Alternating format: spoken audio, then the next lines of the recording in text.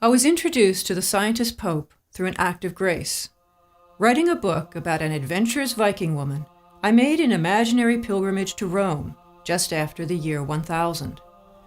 Wondering which pope Gudrid the Far Traveler may have met, I discovered Gerbert of Aurillac, who served as Pope Sylvester II from 999 to 1003. I was astonished. Nothing in my years of reading about the Middle Ages had led me to suspect that the Pope in the year 1000 was the leading mathematician and astronomer of his day. Nor was his science just a sidelight. According to a chronicler who knew him, he rose from humble beginnings to the highest office in the Christian Church on account of his scientific knowledge. I felt as if I had stumbled into a parallel universe, an alternate history of the Middle Ages. So I began writing another book to share the story of the scientist Pope. I called it The Abacus and the Cross, the story of the Pope who brought the light of science to the Dark Ages. A professor at a cathedral school in France for most of his career, Gerbert of Aurillac was the first Christian known to teach math using Arabic numerals. He devised an abacus, or counting board, that mimics the algorithms we use today for adding, subtracting, multiplying, and dividing. It has been called the first computer. Gerbert made sighting tubes to observe the stars and constructed globes on which their positions were recorded relative to lines of celestial longitude and latitude. He, or perhaps his best student, wrote a handbook on the astrolabe, an instrument for telling time and making measurements by the sun or stars. You could even use it to calculate the circumference of the Earth, which Gerbert knew very well was not flat like a disc, but round like an apple. All of this science Gerbert learned as a youth living on the border of Islamic Spain. The Arabic numerals Gerbert brought into the Christian West are shaped like those of Morocco and Spain, not those used in the East. Islamic Spain, or Al-Andalus, was an extraordinarily tolerant culture in which learning was prized.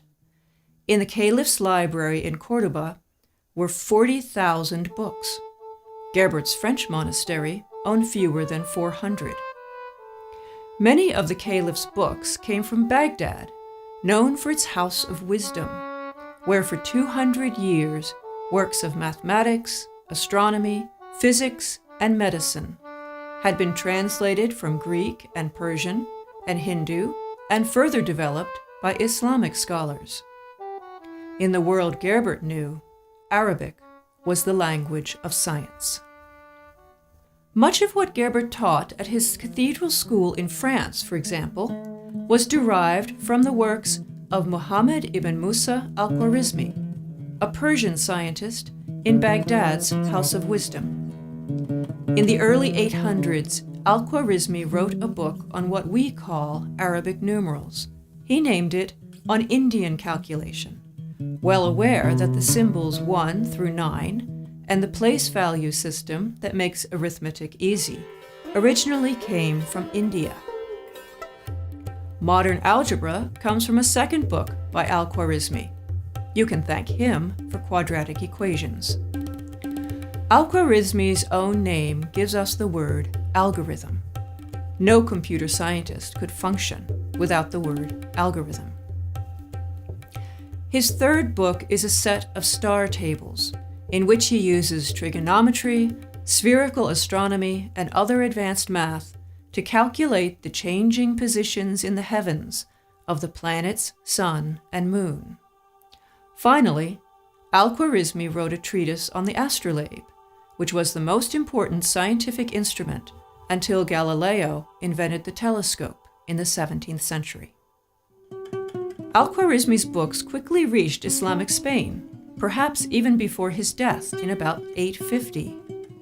There, during Gerbert's lifetime 100 years later, Al-Khwarizmi's algebra and his treatise on the astrolabe were among the science books translated from Arabic into Latin through the combined efforts of Muslim, Jewish, and Christian scholars. Many of these scholars were churchmen, and some of them became Gerbert's lifelong friends. One of these is Miro Bonfils, the Bishop of Girona. In one of Miro's books, he writes, "What follows now has been translated by the wisest scholar among the Arabs, as he was instructing me." Around the year 1000, science was central to the lives of caliphs, bishops, kings, and even popes. It was of such importance that scholars were willing to overlook their religious and political differences. Muslim, Christian, or Jewish, Arab, Saxon, French, or Greek, they sat down together to translate books, to make scientific instruments, and to further their understanding of mathematics and astronomy. The story of Gerbert of Aurillac made me realize that the conflicts in our world today between Christianity and Islam, between religion and science, are not inevitable and inescapable. His story taught me that a world based on peace, tolerance, law, and the love of learning was not a fantasy world, not an alternate universe after all. For a short period of time, around the year 1000, it did exist. If you enjoyed learning about the scientist Pope, please share this video. I am Nancy Marie Brown for the Amir Stein Center.